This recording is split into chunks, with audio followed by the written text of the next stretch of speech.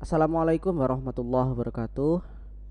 Berjumpa lagi dengan saya. Kita lanjut dalam pembahasan tentang JavaScript bagian kelima, yaitu tentang percabangan.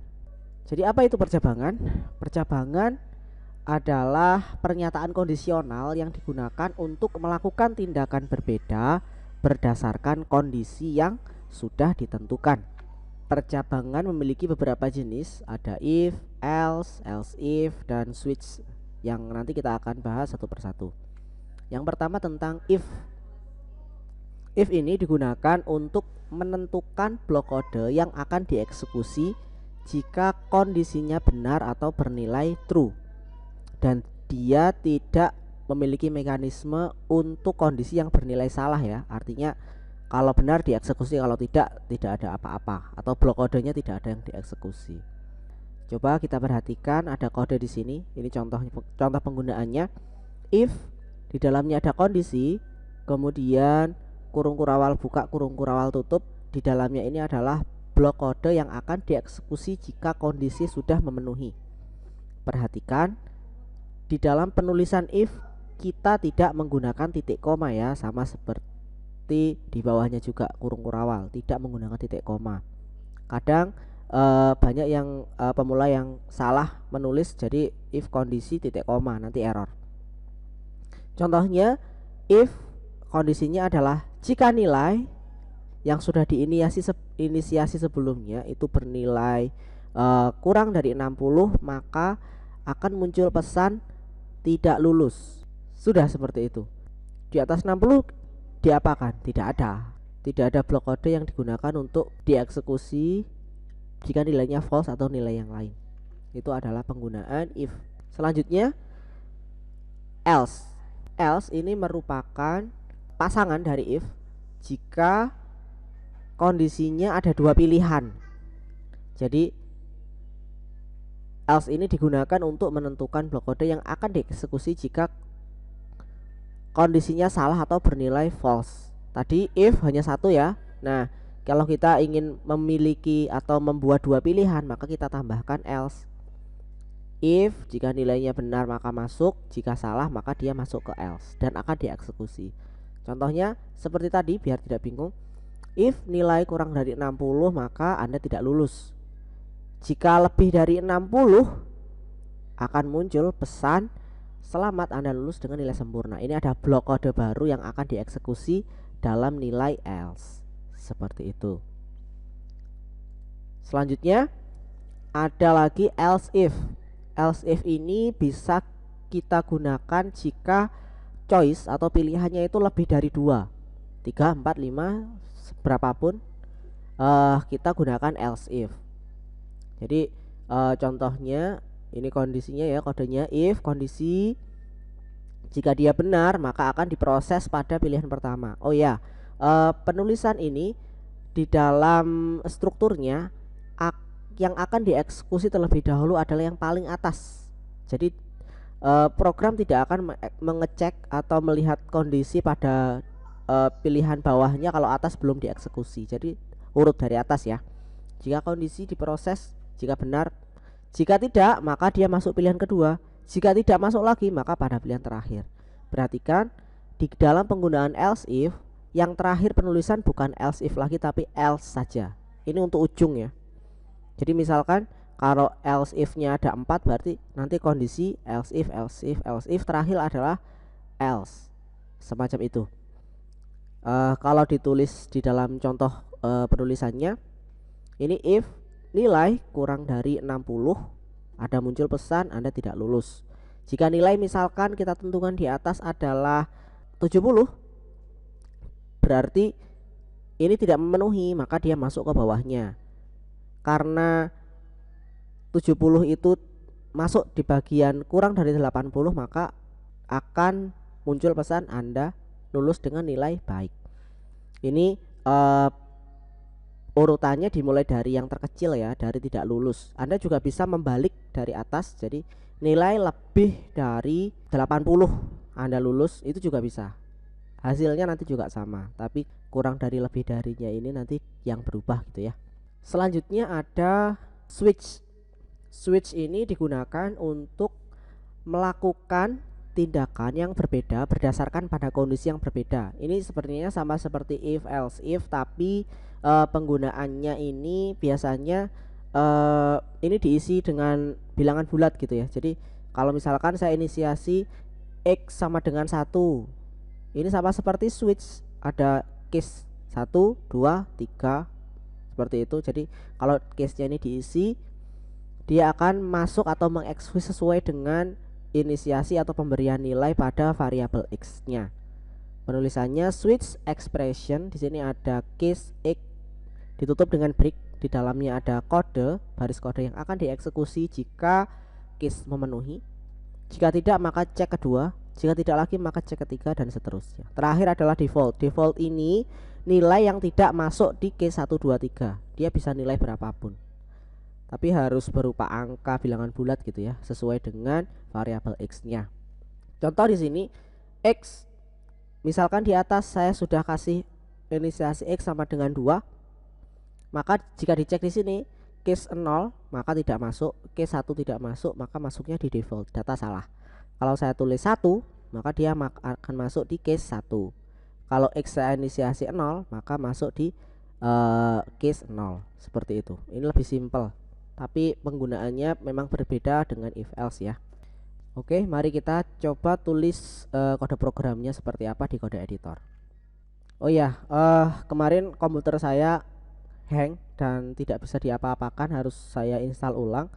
Akhirnya saya install ulang dan sekarang saya tidak menggunakan kode editor bracket ya. Saya menggunakan Visual Code. Ini Visual Code memang saya pakai dari dulu sih. Ini bracketnya belum saya install, saya pakai ini aja. Sebelum menggunakan Visual Code, sebaiknya kita harus aktifkan dulu workspace-nya, seperti itu ya. Nah, cara menambahkannya, kita hanya perlu tambahkan ini add workspace folder, dan kita tambahkan foldernya gitu ya. Ini foldernya belajar website, add. Nah, sudah. Ini belajar website ini. Oh ya, sama seperti bracket ya, kalau mau buat file baru tinggal diklik ini. Saya sudah buat folder namanya JS kondisi latihan 1. Kalau mau buat file baru tinggal klik foldernya, kemudian klik kanan new file latihan 2 misalkan HTML, semacam itu. Di latihan 1 ini saya mau coba buka begini. Oke, kemarin sudah ada isinya ya. Nah, kita coba penulisannya. Di bracket kita harus ngetik dari lengkap dari awal gitu ya. Kalau di Visual Code ada namanya skeleton, kodenya adalah tanda seru, enter. Dia sudah lengkap, akan membuatkan skeleton HTML dari head, body, meta, title, dan sebagainya. Oke, kita coba tadi contoh dari penulisan percabangan untuk mengetahui apakah seseorang itu lulus atau tidak gitu ya. Yang pertama, tinggal kita inisiasi dulu variabelnya var nilai sama dengan misalkan 70. Oke, ini komentar ya. Jika tadi nilainya dia tidak lulus kalau di bawah 60 kan, berarti jika nilai kurang dari 60, perhatikan jangan menggunakan titik koma ya. Jika nilai kurang dari 60 maka akan cetak atau pesan, atau kita bisa gunakan konsol ya, konsol log. Banyak yang belum familiar dengan ini, jadi konsol log ini sangat powerful yang untuk digunakan ngecek outputnya secara cepat gitu ya. Jadi kita bisa gunakan ini. Nanti kita bisa ganti juga sih. Coba, Anda tidak lulus, Anda tidak lulus. Nah, kita cek. Ini saya save. Ini masih bullet ya, belum di save. Saya save, kemudian saya buka. Oke, saya buka kode editornya. Ini bisa saya perkecil dan ini bisa dihilangkan ya. Di sini saya buka gini. Nah, dijalankan nggak bisa, Gimana caranya?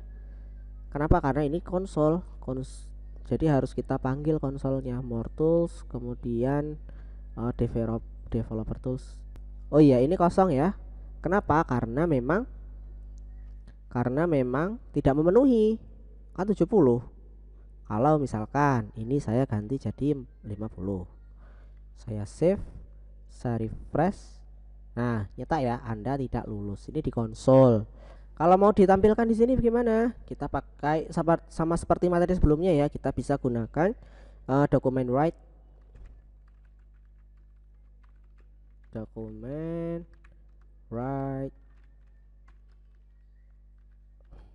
Oke, Anda tidak lulus. Ini saya save, ini saya running. Nah, muncul di sini, ini juga muncul ya. Saya ingin memberi atribut pada tulisan Anda tidak lulus ini, bisa nggak? Kalau pakai dokumen Word nggak bisa. Kita harus menggunakan inner HTML ya. Caranya di sini harus buat div dulu. Div ID, nanti nggak ada ID-nya. Tampil misalkan. Oke.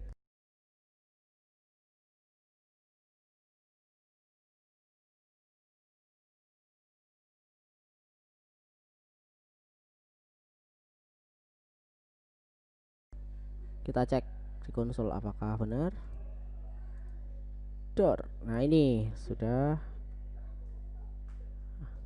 Oke, ini sudah muncul ya. Oke, itu tadi adalah if, penggunaan dari if.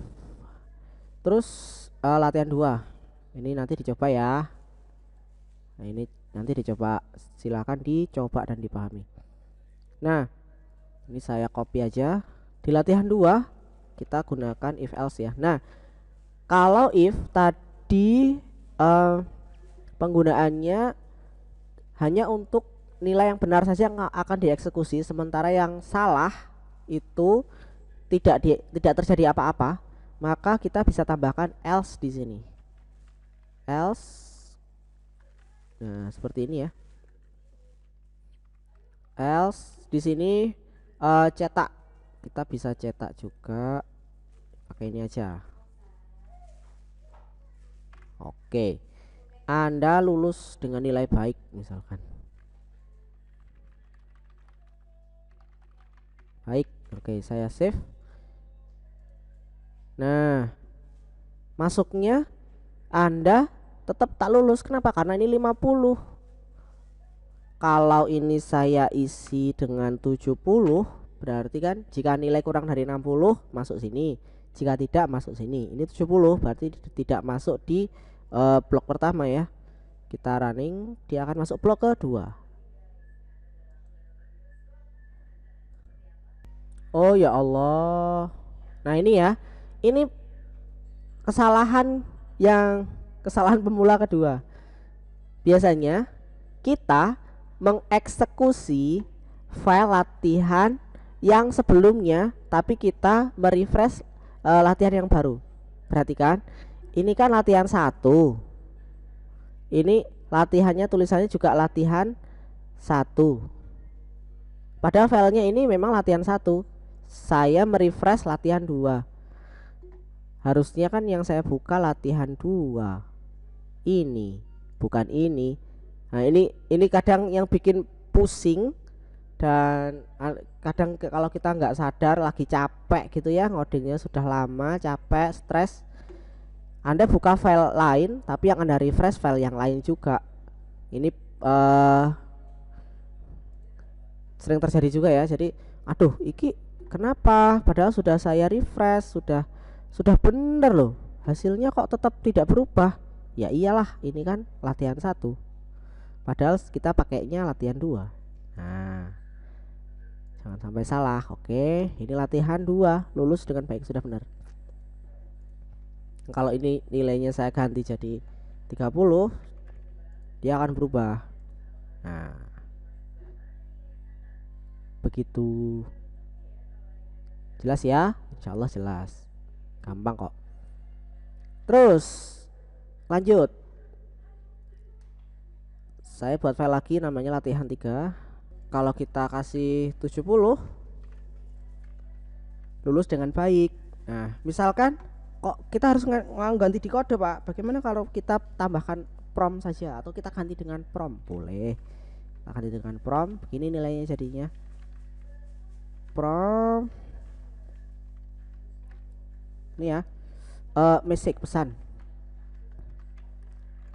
Masukkan nilai. Koma, nilai defaultnya berapa? Nilai defaultnya adalah 40. Tidak lulus ya. Sudah. Kita coba. Oh ya, ini ganti konsol lognya kita tambahkan juga di sini alert.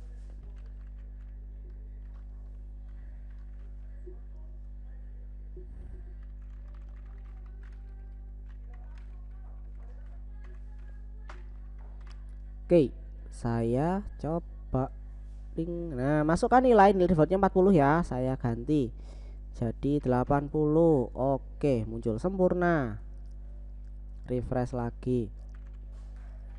70 lulus dengan baik. 30 tidak lulus. Seperti itu. Simpel ya, simpel. Silahkan dicoba. Latihan 3. Ini latihan 1. Ini latihan 2. Ini latihan 3. Oke. Latihan 4 tentang switch.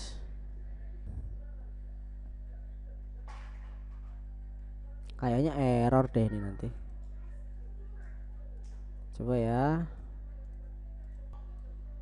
Kayaknya error. Kita cek bagaimana memperbaiki error juga biar tahu. Konsol. Nah, ini error. Uncount syntax expression kurung kurawal. Ini harusnya tidak ada.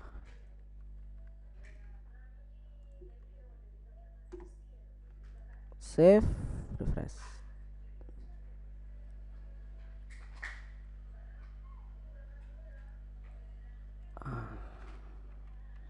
Kayaknya harus pakai ini.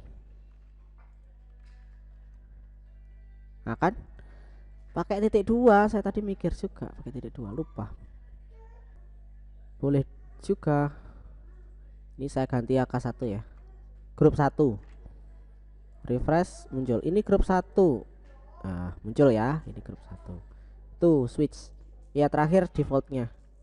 Karena kalau nggak ada default, misalkan ini saya ketik grupnya ada 4, kan tidak masuk di 2 pilihan ini, dia tidak akan melakukan apapun. Nah, kosong. Tapi kalau kita kasih default seperti ini, defaultnya pakai dokumen